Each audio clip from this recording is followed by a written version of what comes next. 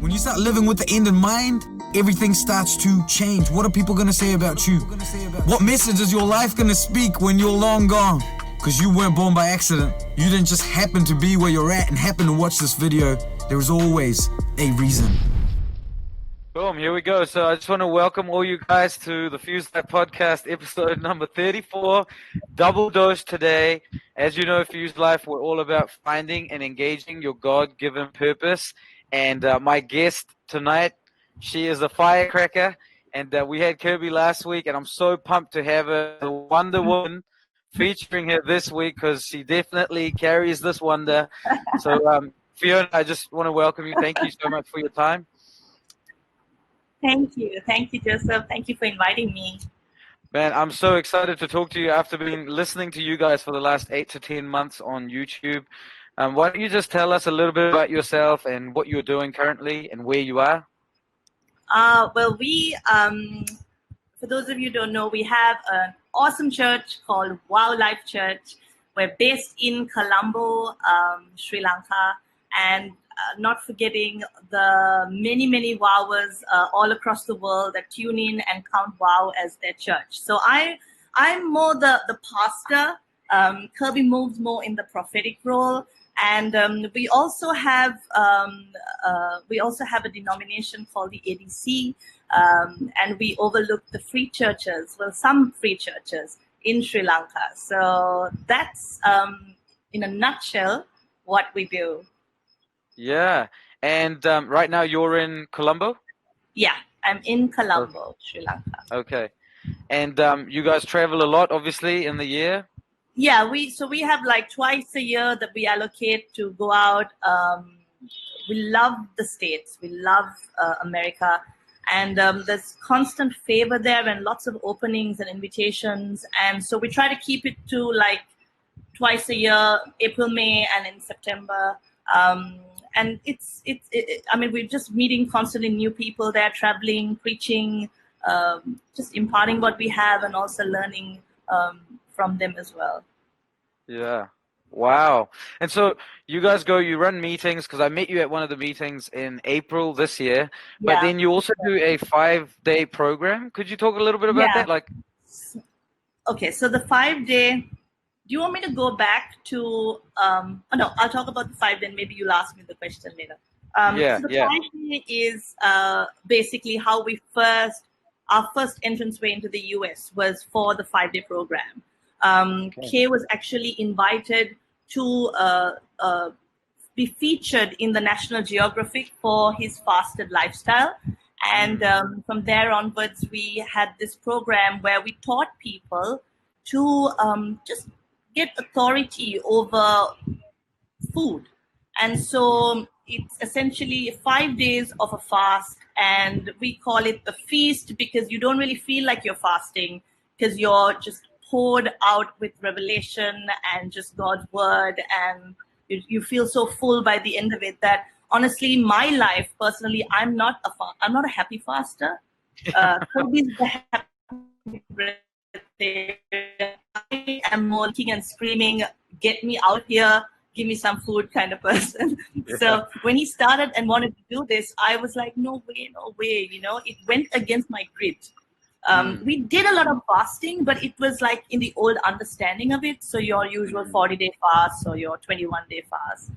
But something different happened back in 2012. And he had an experience. It was actually an angelic experience. And I knew it was taking us to a different level, not in terms of how much longer you can go, but in your fast, but more in terms of the dependency we ought to have on his word to give us life. So it's not taking away from the food, but it's like it exposed the over dependency and the over indulgence and the desire that we had after those things, which took away the emphasis of who our source was. So when he decided to do this, at that time it was a 7-day program. Okay. And I was his worst student because I got so offended with him. And the only reason I decided I was going to do it, in all true honesty, and I have confessed this before, was because my sister who's like 7 years younger than me, she was fully on the bandwagon, and I was like, oh, surely I can't be the one left out. It doesn't look good. So I joined in, and but I'll tell you something. My life has never been the same since, and I know we hear that a lot, like do this and your life will never be the same. But truly, it awakened me. It awakened me, and I don't think it was really even the fast, but I think it was the decision to look towards him, to have a greater expectancy of how his word can sustain me and give me life, and keep me going. So yeah, so since then it's become the 5-day. It's more on the Grace 5 kind of concept, and we do it twice a year in the US, and we also try our best to have it in Sri Lanka as well, once a year. Wow. And you guys have some crazy results. I saw a video testimonial of a man who broke his deadlift record after fasting. That blew my mind. I know. I mean, okay, disclaimer, do not try this at home. Obviously, he had the faith for it. Like, I mean, we do like a kind of a short dry fast on the 5 days, right? Dry is like when you go without water. And usually you have to ease yourself in and you train yourself. So initially you can't just jump into like a long dry fast. You want to take it in small doses. And I don't recommend like anyone do it whilst they're exercising and expending energy and sweating, because obviously you're losing water. But this guy, I mean, he was radical. So he was like, listen, he was quite used to it. So he broke his deadlift record whilst he was on the fast. I mean, it's a different energy source. You really tangibly feel it. We're used to the whole protein strong, that kind of feel. This is more like you feel like you're electrically charged. Like if you go for a run, I just feel like I can go. I mean, the only thing, I don't know, it's an awesome feeling. You feel totally light and energized. Light and HT. So wow, I'm doing I personally don't do any exercise on a dry fast. I also don't do extended dry fast, but I do water fast, and I try to do it like once a week, 24 hours or 36 hours. And during that time, I do a workout. Okay. And you just have water? Do you have juice or anything, or just water? Just water. So once a week, I try to keep the discipline of having the water fast. I know it's really good. I mean, even science says it's super good for you now. So it takes that decision for me, because I told you, I'm not the happy faster, so I have some discipline in it. Whereas Kay is just drawn to it. Sometimes he's gone through the whole day on water and he doesn't even realize it. So wow. Yeah. Wow. I'm really intrigued by this. So I studied sports science and psychology at uni, and I run a fitness training business. Yeah. And so we have a group of people that are into this. And last night we had Arun with us, and we were talking about yeah. And we were talking about the energy of Elohim, and he was breaking some of that down, and I'm so fascinated. That's amazing. So Arun was with us in Sri Lanka, and he actually took us through the ice bath.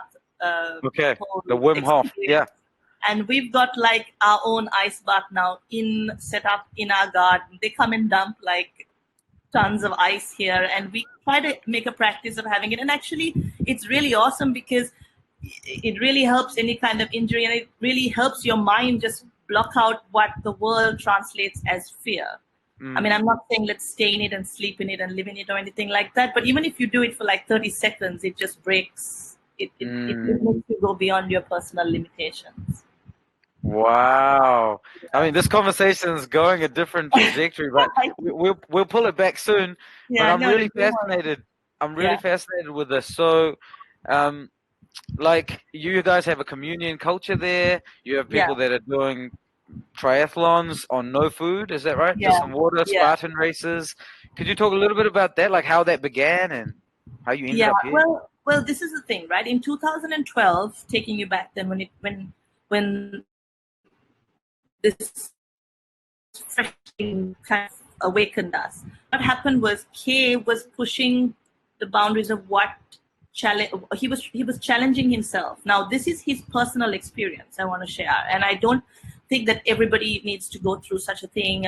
He was led in a certain way. By no means was I pressured or thought that I or everybody else needed to do the same. But we were training for a marathon, and so we were training for it. It was the first one we ever trained for or planned to do, and it was midway during training that he was led to stop food. So we had like 2 months or 2.5 months or something like that to the marathon, and he just said, I want to do it, and I want to do it differently. Now this freaked me out. Hey guys, I just want to take a quick minute to tell you about our Royal Hybrids group coaching program. Over a year ago, the Lord started speaking to me about a group of people, a tribe that would only get their value, their affirmation, that would only get their identity from who they are in God and nothing else. And from that place, they were going to do great things on the earth. In the last year, we have seen a whole bunch of people jump into our program, solidify themselves in their identity with God, and from that place, actually start to engage their purpose. Fuse Life talks about the 6 trees: your spirit, your soul, your body, and then your relationships, your finances, and your purpose. We have seen a whole bunch of people come through this, get solidified in who they are, and then begin their own projects, whether it's a teen mums project, whether it's a coaching, counseling business, or a painting business, publishing your children's book, publishing a puzzle book. We have seen people do all of these kind of things, and we just know that this is just the beginning. So you want to go to www.fusebornformore.com/Royal Hybrids, or just click the link in the caption and make sure to check out what we are doing. We would love to have you as part of our tribe. Now back to the podcast. I know we spoke before, and you said, what are some of the most scary moments where you thought, okay, how do I move forward from here? And this was definitely one of them, because we were moving into the unknown, and I was very scared. But he was certain, and one thing that I always draw from him is his faith and his certainty and his focus. So I was like, okay, you're going to do this, but if you feel in any way like a slightest bit of weakness, or that you can't. I mean, he was so pumped and charged that he was going to do this without food. So he'd gone on just water. I think he'd broken down a bit of pomegranate and then just water. I think he had an occasional cup of tea, if I'm not mistaken. And then we went for this. It wasn't actually a full marathon. It was a 21. It was a half marathon. I was doing it the usual carb stack, train, I'm ready for this kind of way. Halfway through the run, the sun was heating up. I mean, Sri Lanka is super hot, for anyone who knows. And I was getting weaker and slower, and he was just charged. It was like he was ready to go, and at that moment, he just took off. He finished. I caught up with him later on at the finish line, and he'd done this thing, he'd finished doing it with no food at all. Now, why that experience? What's the use of it for anyone listening? I honestly don't think anyone should go there unless they have a personal revelation and a leading to do so, because it can be quite dangerous. I know at one point when he was doing it, he actually thought, do I really believe that I'm being led into this, or am I just going to die of a heart attack? And he was like, no, I believe, and I choose to believe that, and he pushed through. So that pushing through kind of, I don't know, it just showed us that we have an energy source other than what we are trained and taught to depend on. So it didn't mean that we need to now. Recently, I did 2 segments on the Ironman. I didn't do it fasted. I did it differently. I trained fasted a lot, minimum calories. But I didn't feel the need to have to stack. I just went with how my body felt. If I get hungry, I eat. If Kirby gets hungry, he eats. I eat probably a little bit more. But it just showed us, listen, what do we believe in? Are we going to believe what people said so many years ago, founded on old principles? Or are we going to really go progressively where God is leading us and understand that the human body is capable of so much more? And are we going to be bound by fear, or are we going to explore, dip our toes in the water and see, can we actually dive in? So Mm. it's a fine balance of that, and that's led to a culture where we do things differently. I'm not saying everyone who does sports at WOW does it fasted. Some people prefer to eat. Some people prefer to carb stack. Some people find out what's good for them, but they are aware that there is something more. Mm. Wow. Living proof. That's what someone just commented. Living proof of God's energy source. That's amazing. Yeah. One last thing before we go back to what we were originally going to talk about is you guys got awards from the Sri Lankan government. Was that right? Something like that? Yeah, Kirby has actually got several awards. One from the speaker, one from the president. These awards were based on his teachings and his progression in the area of fasting. So he's actually had the opportunity of sitting down privately with few leaders in confidence and teaching them basically what he has learned on his journey in this area, because a lot of people are sick and they have no authority over. There's diabetics who don't have authority over their sugar. There's different kinds of. I think what everybody yearns for is just when you go to the doctor and he says, "Listen, this is what the problem is. You need to cut down your food." Nobody really helps you with the process of how do I cut down my food. And so it's not imparting extremes on people, but just giving them the authority to believe that they can. And if they see somebody who's done that, then surely they can reduce their meals in half. Wow. That's so amazing. So let's do this. Let's rewind all the way back. How does a little Fiona meet this crazy guy named Kirby? Or was she crazy like him too? What's the deal? How did you guys connect? And I was crazy, but I have to say that I don't think I met anyone as crazy as Kirby. I was quite crazy, and honestly, I was 13 or 13. I sometimes when I look at my church and the kids, I'm like, you're not like this, because we're in school and we met in school. He came because he had issues with his school. There was a lot of different scandal that people were trying to bring on him. Some of it he did, some of it he didn't do. But either way, he got entrance way into the school I was at. It was one of the only schools that accepted him in because of his naughtiness and craziness. And so that's how we met. We met there, and from there on, we were very close friends. He was always spiritual. I honestly didn't relate with much of that. I was by birth an Anglican, but I used to just go wherever it was. I'd go to the temple, I'd go to the church, I'd go everywhere and have no understanding of anything at all. And we kind of had a crazy teen growing up childhood together. And I think it all started for us when I went off to university. And when I went to university, he followed me maybe a year later. And when he came, he showed up, I still remember, with his mother's Bible. Now, I freaked out because I was like, oh my God, what's happening? This is not the Kirby I know.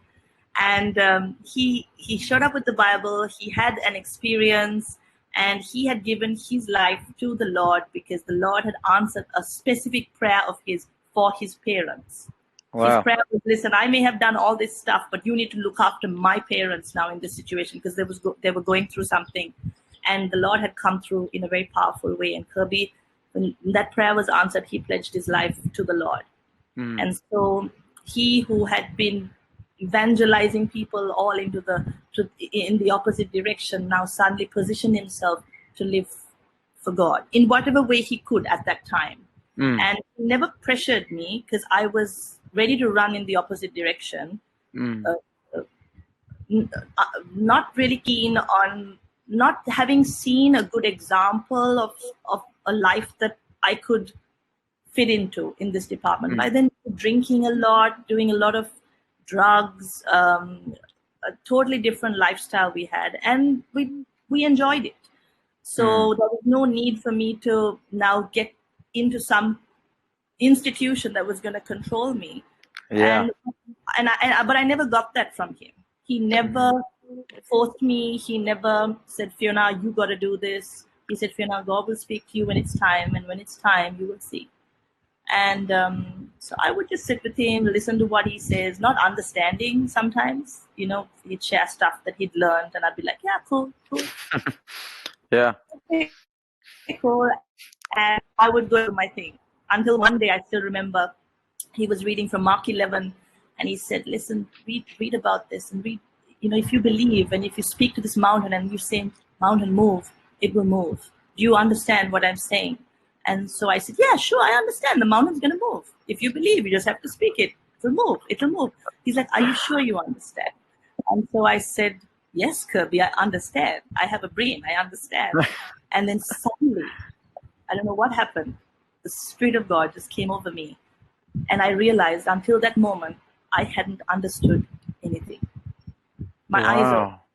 And I was like, oh my God, I can really move a mountain if I believe in my heart and speak it with my mouth. And I saw the kingdom for the very first time. And I was shivering and shaking. And I said, oh my God, Kirby, I can see. I can see. And I was screaming and crying and saying, I can see. And he knew that that moment had come, and God was faithful, and the scales fell off my eyes. Wow. Since then, the rest has been pretty much history, because there was no turning back. Really no turning back, because I knew that Jesus Christ was real. And I understood that he wasn't someone that I had to learn about and who was so far away, but he was amidst us. His spirit was real. And I really understood what it meant to be awakened and born again. Wow, man, I feel the presence of God so strong. That was so nice. What an awesome moment.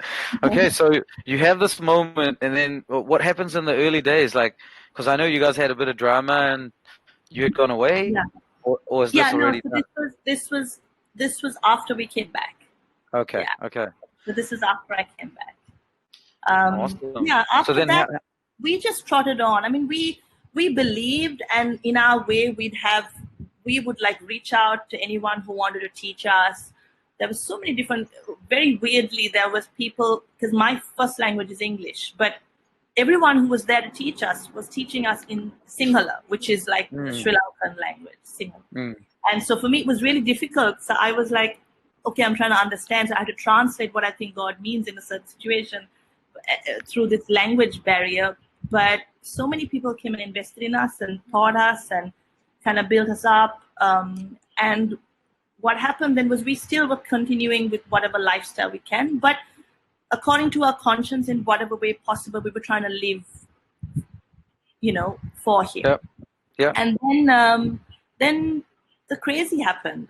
The crazy happened was when Kirby said a prayer one day.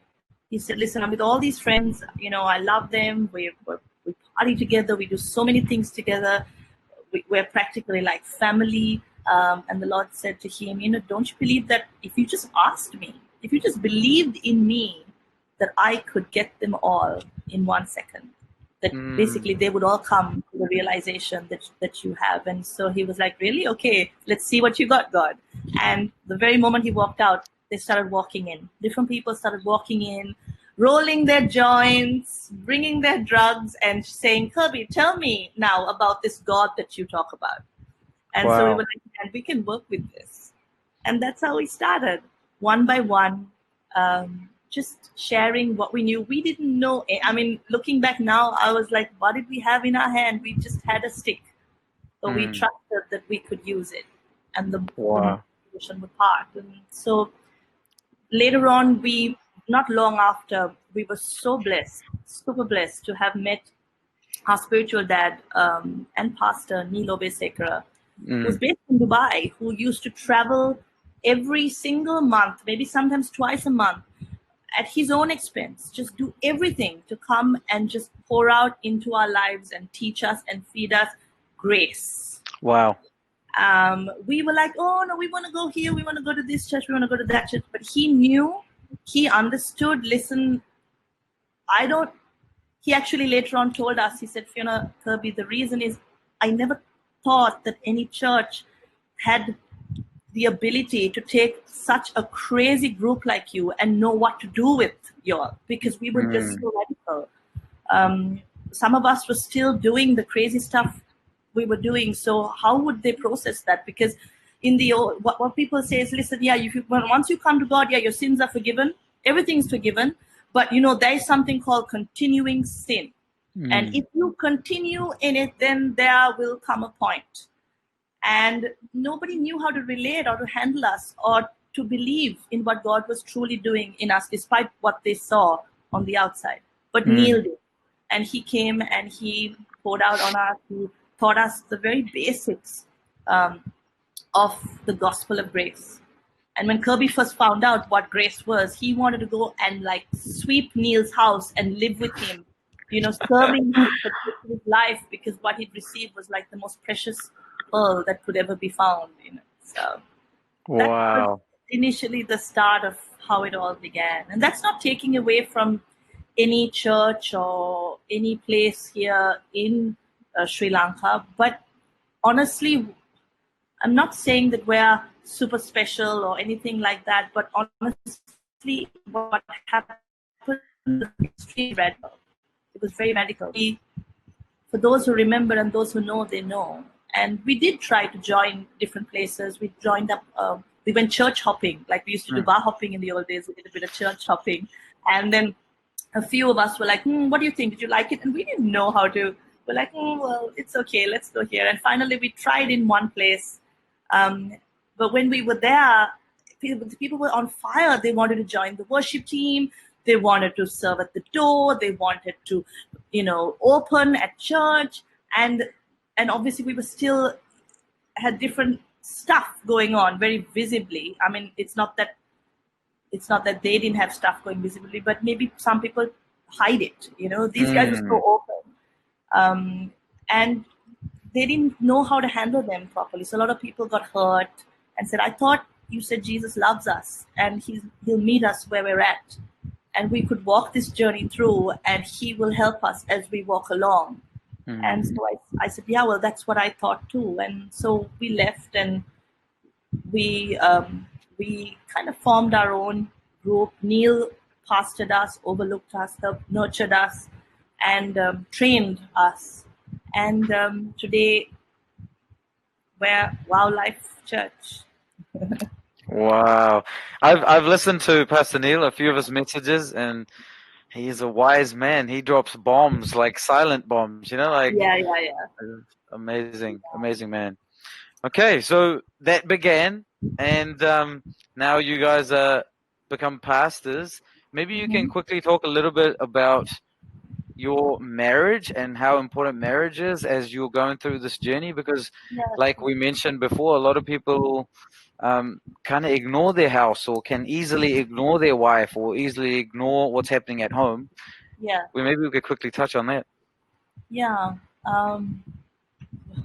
Jesus chooses us as his bride, and that is precious because we're used to relating with him as the Savior, as our Lord, as our friend, as our Father. But honestly, the end game is to be one with him as his bride. And one thing that's often neglected is that inner core. Today, people get married, they get divorced. They have no understanding of what they're going into. And honestly, when we started, Kirby and me had no understanding of what we were going into either. But I think we've been together for 27 years, married for 12. Wow. So we kind of went into it like crazy. And I think the worst part of our relationship was like just getting to know each other, fighting. We would just swear at each other, hit each other. It was the most horrible example of a relationship ever. But we loved each other. And there was betrayal. There was so many different things. And when it came to a point where we were just so tired and we were ready to walk away, And we were still so young. I think we were like, if I'm not mistaken, maybe 18, 19. I mean, you're ready to walk away. You're tired of this person you've been with. It's like this old married couple that's just finally decided enough is enough.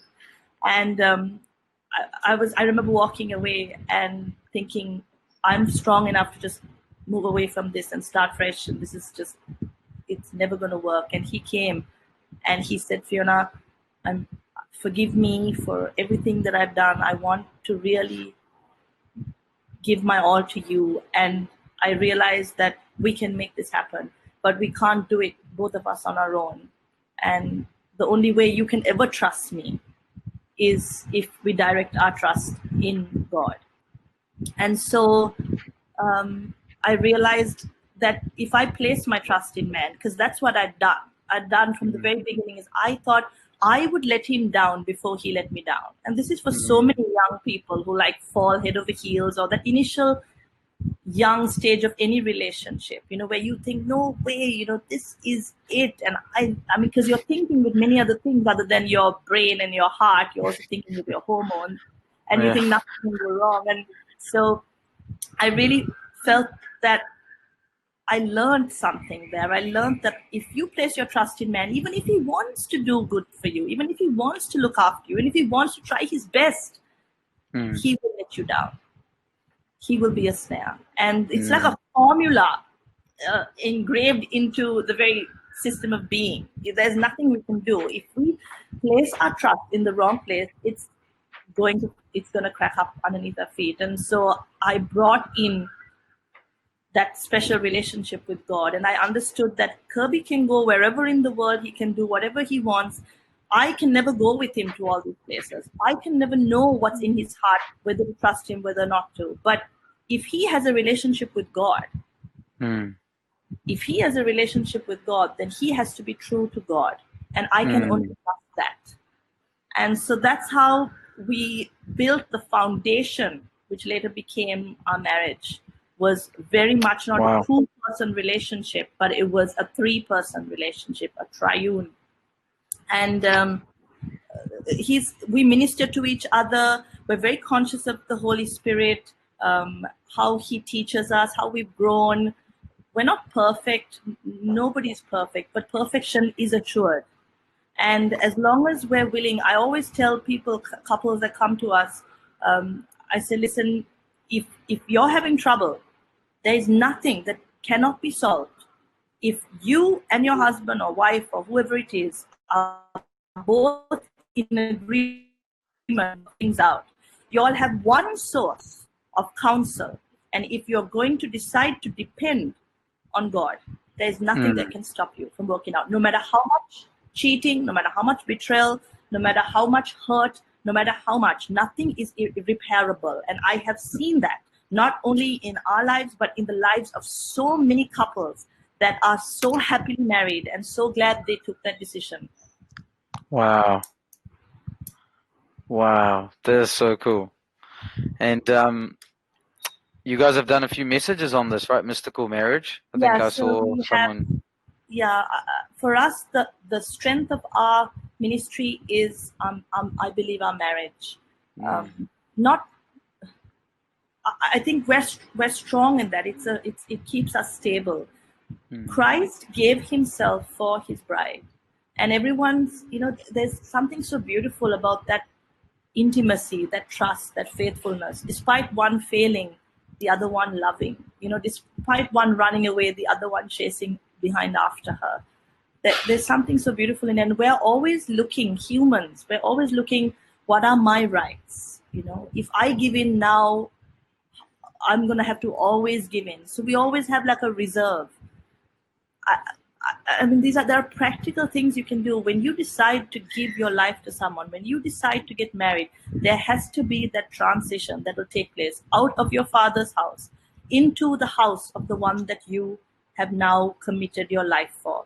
Away from any friendship that looks at you as a single person, any friendship that contradicts this union of marriage, no matter how old, no matter how precious. Those are tough decisions to make, especially the one with the parents as well, because these are your parents.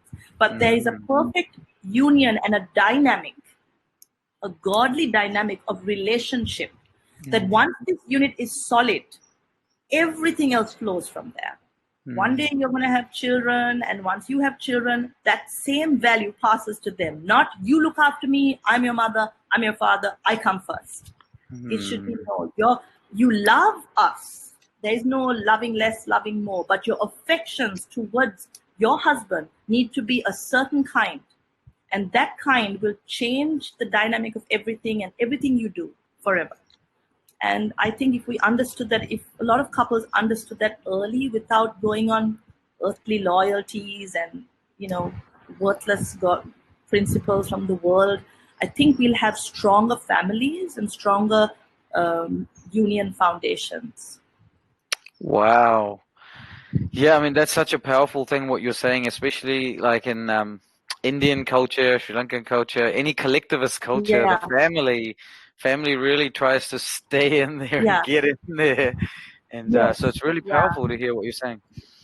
What is some advice you would give someone who's stuck on a practical way, like a practical application to someone who is maybe married and the wife is just still, like in that connection with her family or the husband? Is there any practical advice you could give them? I think the first and foremost is to really know that it is the will of God. I think that in itself gives you strength, that union between Christ and his bride. That's the end game. So if I can't have that union between my husband and myself, when Christ comes, I'm going to say, oh, but what about this one? What about that one? What about my mother? What about my father? I'm not sold out for my bridegroom. So I think first and foremost to understand that it's a very godly principle, and it's not robbing away. People often think, who do you love more? I love God first. I love my husband second. I love my children third. I mean, that takes away from the meaning of what love is. Love cannot be measured. You love, like I love you, Joseph, as I love Kirby. It doesn't take away from Kirby. But my affections towards Kirby are as a wife should be towards her husband. Wow. My affections towards you are as a brother and a friend. And so those definitions are very clear. I love my parents. I love them. But I had to leave their home. I had to decide. And there's a lot of guilt that comes. Okay. And it comes in the form, this is for, like you said, the culture, Indian, Sri Lankan. There's a lot of guilt. We brought you up. We did this. We sacrificed. We did that. Now, I'm not taking away from that. I'm not taking away from it. But I'm saying, that there's a godly structure and a godly plan to how you need to embark in your married life. Then those are bold decisions you will have to take. It's not robbing them of your love. Actually, if once you take these steps, your husband or your wife will not have to intervene. They won't have to pressure you. They won't have to hate your parents, in-laws. They would love them. They would serve them. It would help the relationship in the long run. Often what you have is you have couples and one of them kind of protects the parents because the other one is always on attack mode. But they don't have to be on attack mode if your job is to protect your wife or your husband. That's right. And then will it be hard? There's an initial separation. And sometimes your parents can say, don't ever talk to me again. Consider yourself written off.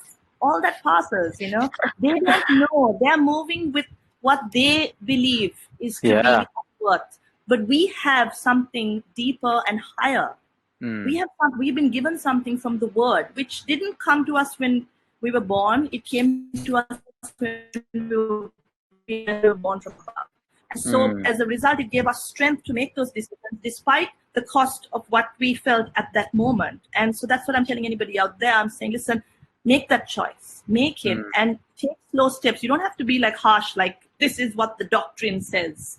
It's done with a lot of love, a lot of security, a lot of assurance, and then it's gradually done. But your loyalty and your affection towards your spouse needs to be your core. Yeah. Wow. Totally agree. That's so awesome. We have a question here. I'm just going to ask you this question. Someone's saying, when it's an issue, or when is an issue considered bad, like really bad, and how does one make a decision to leave? And I'm guessing she's talking about her marriage, and when is it really bad, and when is it okay to leave? Yeah. Well, you know what? If there is no willingness on the part of the other person, and if there's no hope, and if there's a definite I don't care, I'm not going to try, Mm, and in that case, so many times there are people who've waited decades. They've waited, and some people have the grace to wait and believe, and some mm, people don't. And and God sees that. I'm not. I mean, his ideal will is that everything should work out and everything should come into full. Honestly, we've seen many people choose to make that decision because you need two hands to clap. You can't clap with one hand, and mm, so that would be a good indication. But I would always say, if you believe in the same God, if you believe in Jesus, if you believe in receiving some counsel, give it a go. You'll be surprised to know the things that can fall away and how much your eyes can open to the possibilities, despite how hurtful and terrible what you're going through is. I know, I just want to squeeze this in there. A lot of people say, if he raises his hands on you, walk out. Now, mm, I totally am against anyone raising their hands on anybody. mm, But if we place too much of an emphasis on this, because mm, it's of political correctness, because of what people would say, mm, it's an absolute no, feminism, women power, all of that. I'm saying you're pressuring people. Marriages have broken because somebody's got frustrated and made a mistake, mm, and they regret it, and mm, they promise they'll never do it again, or they'll seek help, but the other mm. person walks out because the world would just say you're a real fool for staying there. The rule is, if he raises a finger, you walk out. Mm, If that was the case, Kirby and me wouldn't be together. mm. Wow, that's so good. There are a lot of people commenting here just saying so good, and they love hearing your perspective. So that's amazing. So maybe we can move now a little bit into ministry. I mean, you're a woman in ministry in Sri Lanka. Yeah. Surely there must have been some kind of things said or some kind of challenges. I'd love to know your thoughts on women in ministry, and also Yeah. speaking to women that maybe have that fire, but they're in a country maybe that doesn't fully allow it. Some of your thoughts on that would be great. Yeah. Well, to be honest with you, I've really had a grace in coming into this. I haven't had any undue opposition in any way or anything like that. There was once a bit of an uproar because we had actually wanted to have communion service, and I was speaker on that day. So there are little traditions like that pop up, but it wasn't something personal against me. It was to do with a tradition of women not being in that place of ministry. Mm, Honestly, we live in Colombo. It's a little more liberal here. I would love to see more women in ministry. I mean, at WOW, we really encourage a lot of women to just come out there. I mean, be the wonder women that they truly are. But it's lacking. It's lacking with the churches that we have. We have some courageous women who are taking a leading role in going to like drug torn areas, very dangerous areas, the prisons, and actually slowly setting up and teaching the children and gaining trust and bringing people out of their bondage. So I've seen wow. very courageous women. People talk about Sri Lanka in different ways, but we were like one of the first countries to have women in leadership, even in government. Wow. So Sri Lanka is pretty liberal in terms Mm, of women coming into a place of power. There are the usual little hurdles here and there, but it's the perfect environment for a woman to basically go for it. mm. Wow, awesome. All right. I'd love to move now into a couple of things that I think you're really good at in terms of practical application. Yeah, Maybe first touching on the subject of grace, because we've seen grace talked about in all kinds of weird ways, and then people talk about hyper grace and then false grace. I'd love to know your definition of grace and maybe a little bit about what you think of that. Yeah, I believe that grace is God's unconditional, unending love and forgiveness that is over anyone who yearns to receive it.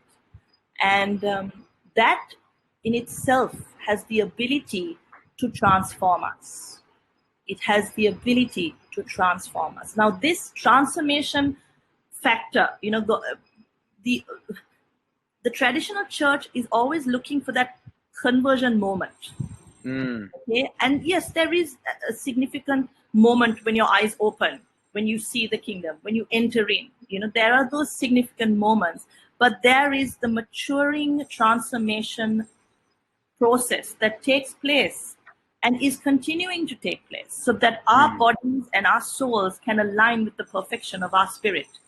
And the only way I've seen that really brings about that true in-depth transformation from experience, from people I've ministered to, is knowing His forgiving power and His love and His grace, no matter what you have done or what you're going through. And that is so important. So the heart attitude of people is they're worried to preach that. They're saying, if we preach this, and this is a response that we have so many times from many places we've gone trying to present this to them. If we preach this, then people will just be happy with being in the hole that they're in, and they'll do what they're doing. Now, honestly, maybe you have the off occasion person who might love doing what they're doing.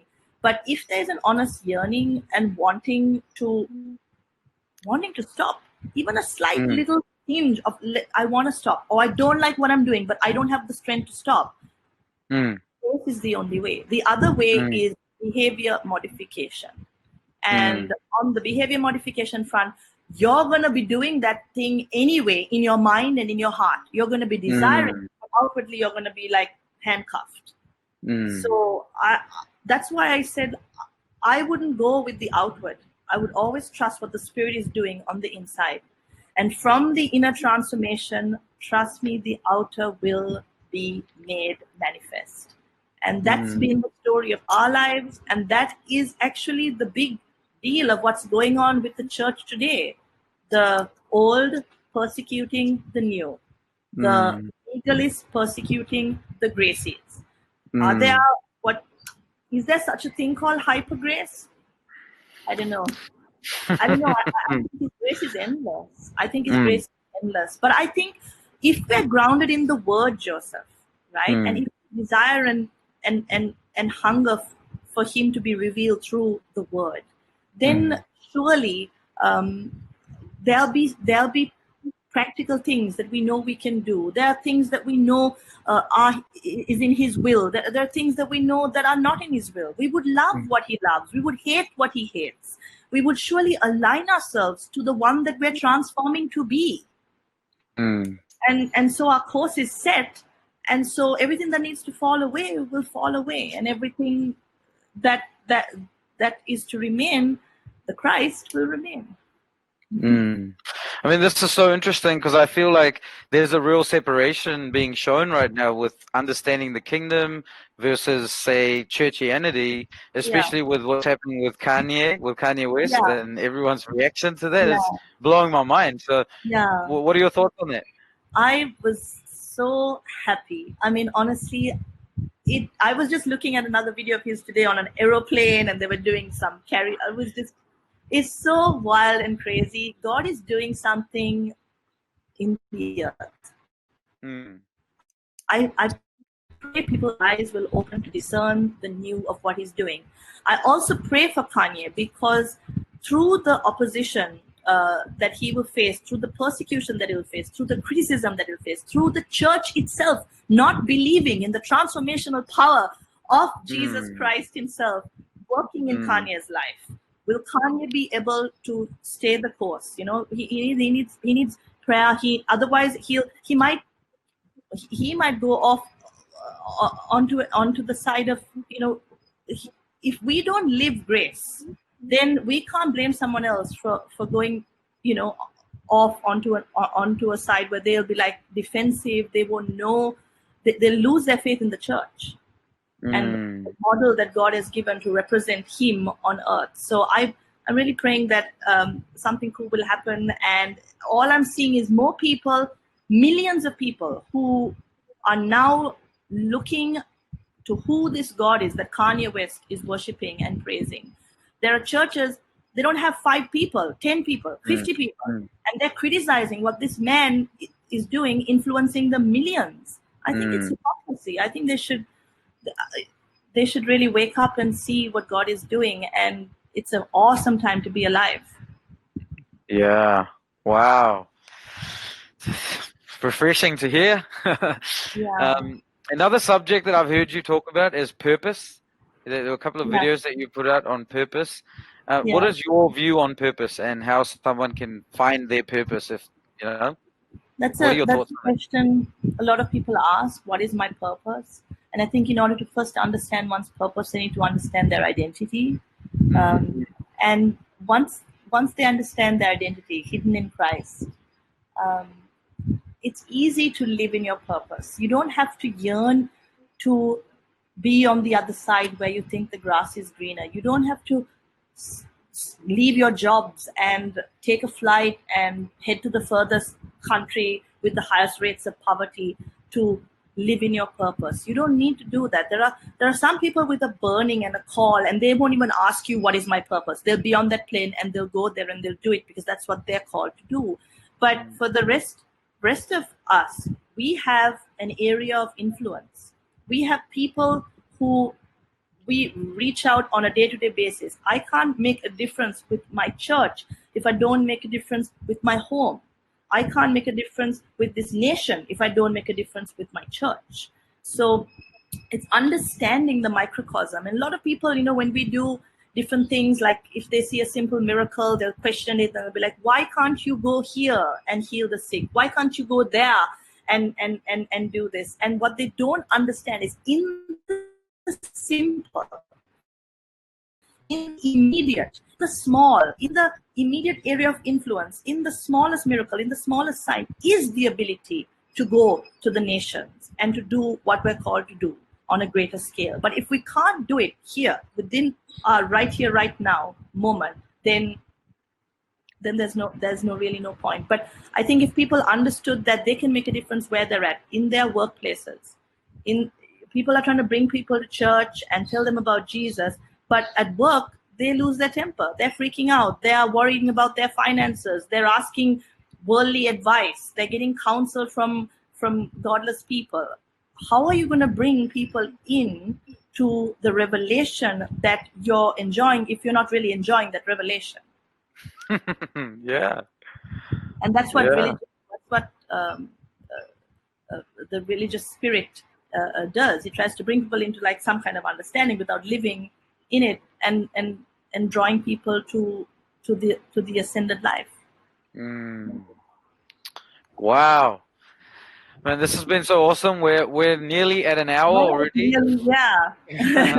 And I want to honor your time, and I just want to really, really tell you I'm super thankful even to have you guys in my life in whatever realm. And I just think what you're doing is awesome. As well, Joseph.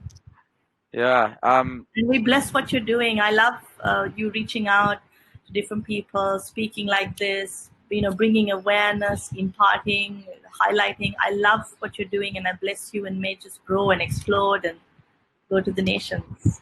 Wow. Thank you. Thank you. Normally, before we finish, I get people to share either a scripture or a quote or a wisdom bomb, something that's really burning in them for the season. Do you have something like that you'd like to share? I had something this morning, which when I read it, I was like, I wish I wrote that. That is so profound. And it was somebody had posted it on Facebook, and it was the definition of tradition. And it said tradition is trying to peer pressure from dead people. Yeah, I think I saw trying that one. to live up to peer pressure from dead people. And that really spoke to me, because God is doing something new. He is amidst us. He's working crazy miracles. He's doing crazy transformations. He's touching people in places where I mean, we never thought that, I don't think the church ever thought that he could move there. And he's doing it all around us. He's alive. He's the most progressive. You know, people use the scripture, Jesus is the same yesterday, today, and forever, to hold them in the old. Yeah, he's the same, but he was always the new. He's always the new. And I really speak that over everyone who's listening, you know, to have a real renewed mindset or anything in your mind or in your understanding, a principle, a tradition, a philosophy that has been holding you back, that shouldn't be there. Just bring it down, you know, bring it down. In 2 Corinthians 10, it talks of casting down every thought, every argument that tries to rise up against the knowledge, the word, the highest form. It tries to challenge that and bring it to naught.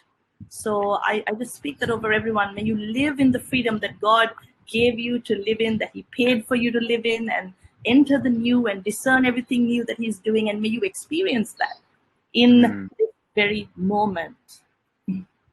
Wow. Hey, look, I got another question for you actually, because Okay. I know you guys walk in the new, Yeah. and there are so many people who talk about the new, but then they live in a way where they're not relatable anymore to like church or just to normal people. like Yeah. I'll explain what I mean. Like, so Yeah. you're walking in the new, and you got someone like Kirby who's preaching like crazy revelation, but then he'll wear a collar, and you guys have a normal church with a worship team and people serving. Can you talk us through that process a little bit? Sure. The new Joseph is it doesn't take us away from relating with the world. We have to take what the new is and now bring it into the world. And to do that, there are different models and different structures. Currently, something that relates with everyone is a church structure, meeting on the Sunday, meeting on the Tuesday. Now, we're not bound by that. We're not bound by it, but it's a beautiful way. It's not the be all and end all. I mean, there are some people who believe that it's holy ground to walk into a structure of a church. Now, we've gone away from that. I mean, that temple was destroyed. This temple has now risen. So, but what are we going to do with this temple? What is the point of something of such great spiritual value if we can't translate it down to touch and change and inspire transformation on earth? So that is something that Kirby, he says, don't throw the baby away with the bathwater. Yeah. Take it. It's awesome, but we don't forsake the assembly. We don't forsake the church. We come back and now we apply it. And it's sometimes that's where the practical application comes in. And through that practical application, through that processing, through the opposition, through the persecution, through the criticism, comes out the gold. And that's when you're really living in the new. Yeah. Wow. Chris Blackaby did a video on the 30, 60, and 100-fold. And I love the way he talks about it, and also talking through going through the different realms, you know, and being able to relate to everyone. Yeah, that was an awesome teaching he did. Yeah, and I think you guys do that really well, because it really does seem like you are not just impacting Sri Lanka, but now the whole world, just with that kingdom culture and the full revelation, but being willing to do what it takes to relate to where you're at, you know? Yeah, it's knowing who you are, and it's knowing why you're doing what you're doing. It's not, Kirby wears a collar at times, but honestly, he doesn't have to be wearing the collar. He wears it because that's how the government would recognize him. That's how the ministry of the Episcopal ministry is in operation. So he honors that.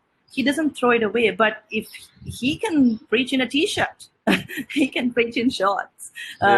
He's not bound by it. So whilst all these things are great, it's putting too much weight on one thing. And emphasis on something else, when our core emphasis needs to be Christ. And from there, we have different strategies, different methods, different clothing. At the end of the day, he will clothe us. And it's just knowing that and being grounded in that center. Wow, that's awesome. Yeah.